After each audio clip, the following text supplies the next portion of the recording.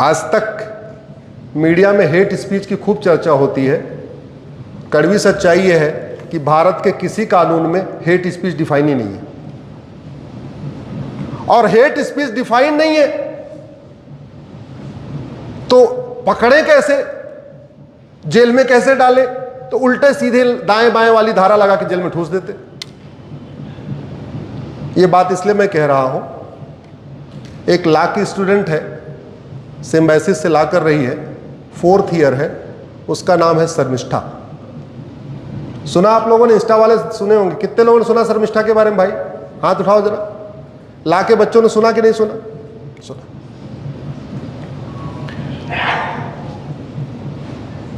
उसने पूरे 5-6 मिनट की बात में 30 सेकंड ऐसा था जो उसको नहीं बोलना चाहिए था। मैं मानता हूं 30 सेकंड जो उसने बोला वो नहीं बोलना चाहिए था, लेकिन जो 30 सेकंड उसने बोला उसको जस्टिफाई नहीं किया। उसने अपना ट्वीट डिलीट किया, इंस्टाग्राम को हाइड किया, अपने पूरी पोस्ट को हाइड किया, और उसके बाद पब्लिक उसने अपोलॉजी दिया कि हां हमसे गलती हो गई। इसके बावजूद पुलिस आती है, कलकत्ता से गुड़गांव जाती है, उसको पकड़ के ले जाके वहां मजिस्ट्रेट से परमिशन मांगती है, मजिस्ट्रेट परमिशन दे देते हैं, कलकत्ता ले जाती है, कलकत्ता के मजिस्ट्रेट से फिर परमिशन मांगती है, और कलकत्ता की पुलिस जज साहब 14 दिन के लिए उसको जेल भेज देते हैं। एक व्यक्ति ने बोला था 15 मिनट के लिए पुलिस हटा लो। क्या करूंगा? जोर से बोलिए जरा। हिंदुस्तान से हिंदुओं को खत्म कर दूंगा। उसको कुछ हुआ क्या? जोर से बोलिए। वो विधानसभा में बैठा हुआ है। बंगाल की एक और नेत्री ने मां काली के बारे में उल्टा सीधा कहा था, वो लोकसभा में बैठी हुई है। बंगाल की एक और नेत्री भगवान शंकर के शिवलिंग के ऊपर उल्टी सीधी बातें कही थी, वो भी लोकसभा में बैठी हुई है। बंगाल के शहरी विकास मंत्री ने अपने क्षेत्र में बोला था हम 70% है, तुम 3% हो, अगर ज्यादा बोलोगे तुम्हें बंगाल की खाड़ी में डाल देंगे। वो विधायक बनके शहरी विकास मंत्री बने हुए हैं। नेशनल हेराल्ड और अगस्ता में जिसने कमीशन खाया, वो मां बेटे आज तक जेल गए क्या? जोर से बोलिए जरा। हरियाणा में जिन्होंने किसानों की जमीन कब्जा कर लिया और हिमाचल में जाके जमीन कब्जा कर लिया, वो पति पत्नी जेल गए क्या? उसमें पत्नी लोकसभा में है, पति किसान नेता है। लेकिन एक बेटी जिसने कहा, और कहा क्यों? अगर आपने पूरा वीडियो देखा होगा तो देखा होगा उसने कहा क्या। शुरुआत कहां से किया? शुरुआत उसने कहा ये भारत के हीरो हीरोइन, स्टार सुपरस्टार, नायक महानायक, ये सदी के महानायक ये शांत क्यों बैठे हुए? वो भारत के बॉलीवुड के हीरो हीरोइनों के दिल को झकझोरने की कोशिश कर रही थी। क्यों कर रही थी? क्योंकि पाकिस्तान के हीरो हीरोइन इस ऑपरेशन सिंदूर के दौरान लगातार पाकिस्तान के पक्ष में बोल रहे थे, और हमारे यहां सलमान खान, शाहरुख खान, आमिर खान, अक्षय कुमार, अमिताभ बच्चन ये सारे शांत बैठे हुए थे। उसने उनको झकझोरने का प्रयास किया था।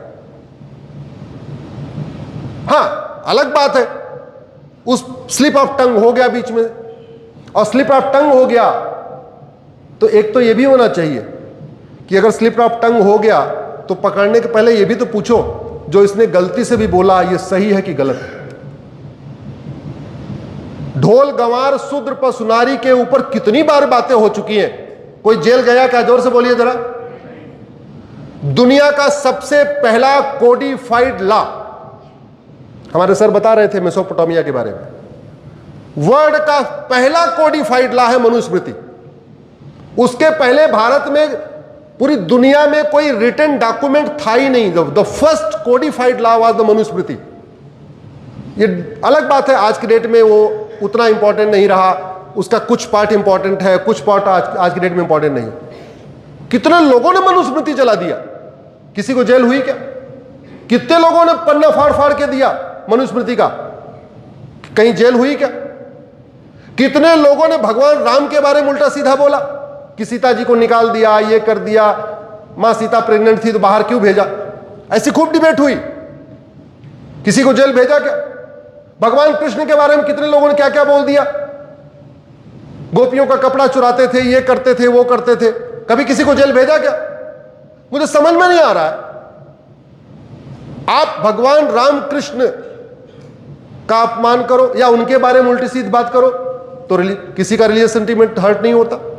आप ब्रह्मा विष्णु महेश के बारे में उल्टा सीधा बोलो तो ठीक है। आप जो है मां दुर्गा लक्ष्मी सरस्वती के उल्टे सीधे कार्टून बनाओ तो भी फ्रीडम ऑफ स्पीच और एक्सप्रेशन है। आप 24 तीर्थंकरों के उल्टे सीधे उनके कपड़ों के ऊपर कमेंट करो, जो जैन मुनि होते हैं चूंकि कपड़ा नहीं पहनते उनके बारे में उल्टी सीधे बात करो तो भी ठीक है, फ्रीडम ऑफ स्पीच और एक्सप्रेशन है। आप सिख जो हमारे 10 गुरु हैं उनके बारे में उल्टी सीधी बात करो तो भी फ्रीडम ऑफ स्पीच एक्सप्रेशन है। लेकिन एक बेटी से कंटेस्ट, भारत पाकिस्तान का युद्ध था, टारगेट हमारे स्टार सुपरस्टार नायक महानायक सदी के महानायक थे, उसमें अगर उसको स्लिप ऑफ टंग हो गया, उसके बाद उसने अपने वीडियो ट्वीट भी कर दिया, डिलीट भी कर दिया, सब कुछ कर दिया, इसके बावजूद उसको उठा के ले जाना। आज मैं आपके इस यूनिवर्सिटी से माननीय सुप्रीम कोर्ट के जजों से आग्रह करता हूं। आप सोच रहे होंगे यहां बैठे बैठे क्यों आग्रह कर रहे हैं? वो इसलिए कर रहा हूं कि हमारा वीडियो सामान्यतः माननीय सुप्रीम कोर्ट के जजेस तक पहुंच जाता है। हमारे बहुत लोग प्रेमी लोग हैं जो हमारा वीडियो वहां पहुंचा देते हैं।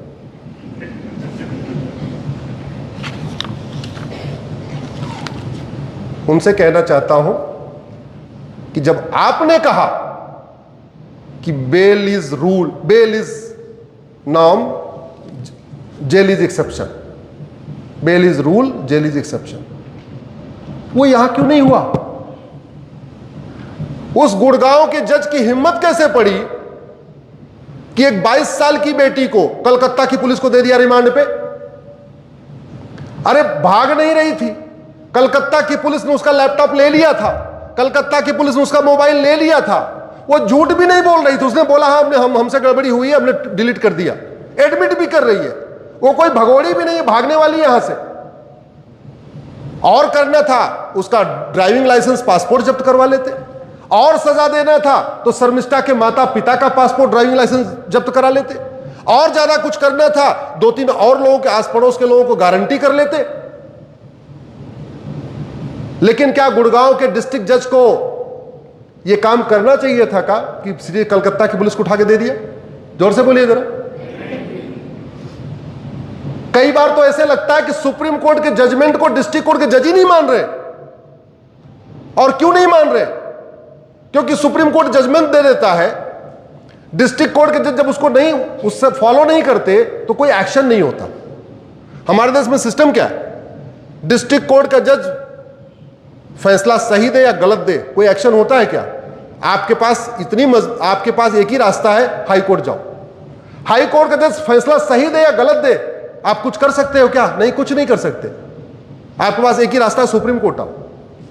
जब तक सुप्रीम कोर्ट ऐसे केसेस में जहां सुप्रीम कोर्ट बार बार कह रहा है bail is rule, jail is exception, वो बेटी लॉ स्टूडेंट है, पहली बार उसने कुछ गलती किया था, वो कोई सीरियल ऑफेंडर नहीं थी, वो कोई ऐसा क्राइम नहीं कर रही थी, जो कहा उसको एडमिट किया, मान लिया। कहा उसने दिल्ली में किसी की भावना आहत नहीं हुई, भावना आहत हो गई जाके कलकत्ता में। इतने बड़े भारत में केवल कलकत्ता में जाके भावना आहत हुई, बाकी कहीं आहत ही नहीं हुई। माननीय सुप्रीम कोर्ट को उस गुड़गांव के डिस्ट्रिक्ट जज को ना सस्पेंड करना चाहिए, एक क्लियर कट मैसेज देना चाहिए कि हमारे ऑर्डर को तुमने फॉलो क्यों नहीं किया। और कलकत्ता के उस जज को भी सस्पेंड करना चाहिए जिसने 14 दिन के लिए शर्मिष्ठा को जेल भेजा है। अब समय आ चुका है, जब तक जजों के ऊपर कोड़ा नहीं चलेगा, जब तक जजों की अकाउंटेबिलिटी तय नहीं होगी। आखिर आईएएस गलती करता सस्पेंड होता है कि नहीं होता? जोर से बोलिए जरा। आईपीएस गलती करता सस्पेंड होता है कि नहीं? सांसद विधायक गलती करते हैं, सस्पेंड होते हैं कि नहीं? तो जज गलती करते सस्पेंड क्यों नहीं होने चाहिए? जुडिशियल रिफॉर्म की जरूरत है, जुडिशियल सिस्टम की जरूरत है।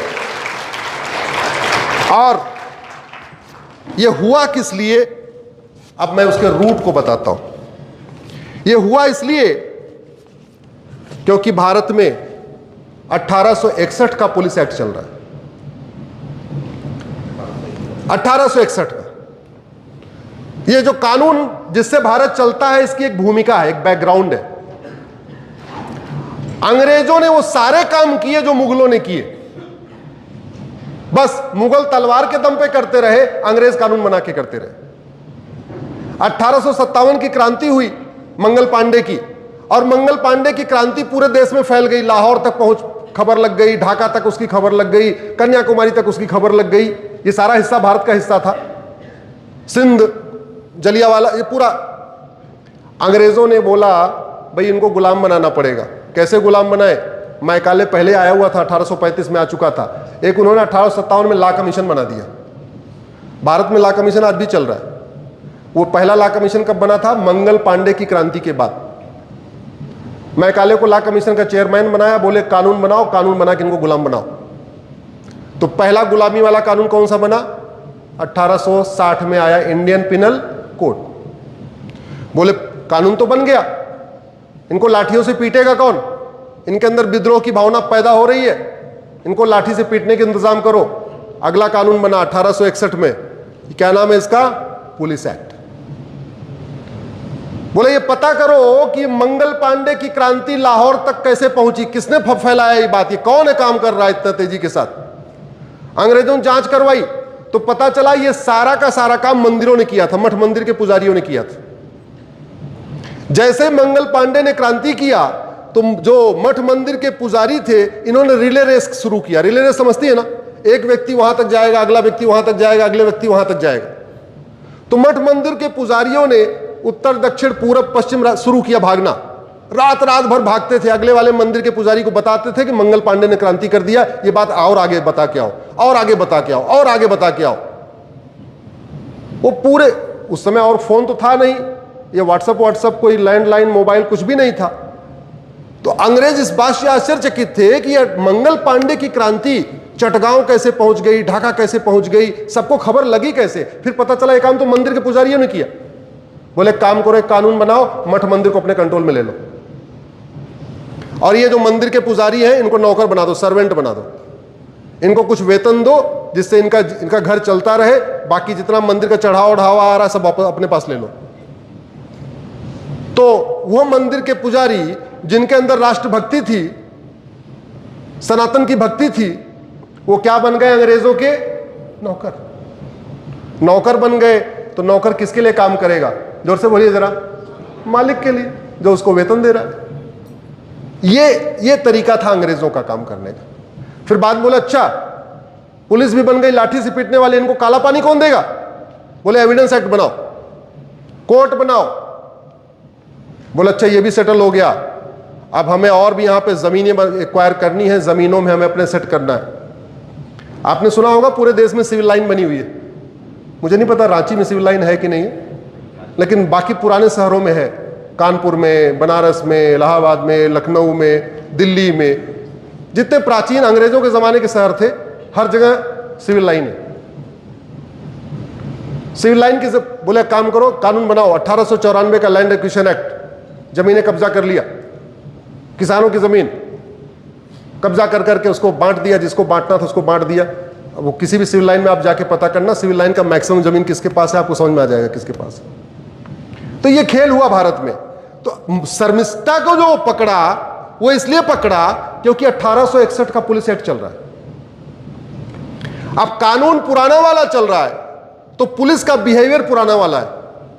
अंतर केवल इतना आया, जो पुलिस पहले अंग्रेजों की सारे पे नाचती थी, अब वो सत्ता की गुलाम हो गई। इसलिए सरकार बदलते ही पुलिस का स्वभाव बदल जाता है। पुलिस को स्वभाव नहीं बदलना चाहिए, शिक्षक का स्वभाव बदलना चाहिए। क्या? जोर से बोलिए जरा। आपका डायरेक्टर कोई रहे, जब तक आप शिक्षक हैं, आपका काम पढ़ाना है तो पढ़ाना चाहिए। आपका प्रिंसिपल कोई रहे, आपका वाइस चांसलर कोई रहे, आपका डायरेक्टर कोई, उससे क्या फर्क, रजिस्ट्रार कोई रहे, शिक्षक का स्वभाव बदलना चाहिए क्या? नहीं। डॉक्टर का स्वभाव बदलना चाहिए क्या? अरे सीएमओ कोई रहे, स्वास्थ्य मंत्री कोई रहे, शिक्षा मंत्री कोई भी, कोई कुछ रहे, क्या फर्क पड़ता है? डॉक्टर काम है दवाई देना, तो उसको दवाई देना चाहिए। तो ऐसे पुलिस का स्वभाव बदलना चाहिए क्या? नहीं। लेकिन बदलता है कि नहीं? जोर से बोलिए। बदलता है। हम लोग पुलिस को दोष देते रहते हैं। अरे भैया, पुलिस वाले भी हमारे आपके जैसे इंसान हैं, बाल बच्चे वाले हैं, उनको भी अपने बच्चों को पढ़ाना है। रातों रात ट्रांसफर हो जाएगा, बच्चों को लेके कहाँ भागेंगे?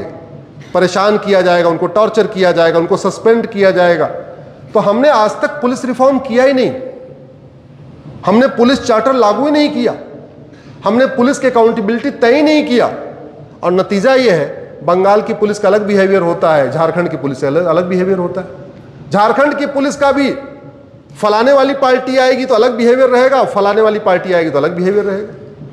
यूपी में देख लो आप, 2017 के पहले तक जो पुलिस आतंकवादियों का मुकदमा वापस ले रही थी, 17 के बाद आजकल क्या कर रही है वहां पे? जोर से बोलिए जरा, क्या कर रही है? इनकाउंटर भी कर रही है, बुलडोजर भी चला रही है। 17 के पहले होता था क्या? कानून वही। क्यों? मेरा व्यक्तिगत मानना है, जहां रूल ऑफ लॉ हो वहां कानून ऐसा नहीं होना चाहिए कि मतलब एकदम 180 डिग्री टर्न हो जाए, ऐसा नहीं होना चाहिए। जो बेटी के साथ हुआ है वो गलत हुआ है, और वो गलत इसलिए हुआ है क्योंकि हमारे देश में गुलामी की पुलिस व्यवस्था चल रही है, गुलामी की न्यायिक व्यवस्था चल रही है, गुलामी की प्रशासनिक व्यवस्था चल रही है। न पुलिस की रोल्स रिस्पॉन्सिबिलिटी तय हुई है, न जजों की रोल्स रिस्पॉन्सिबिलिटी तय हुई है, और नतीजा ये है आम जनता परेशान हो रही है। आम जनता परेशान हो रही है। मैं आशा करता हूँ माननीय प्रधानमंत्री जी इस पर भी बहुत ध्यान देंगे। अब समय आ चुका है, क्योंकि भारत का भौतिक विकास बहुत तेजी के साथ हो रहा है,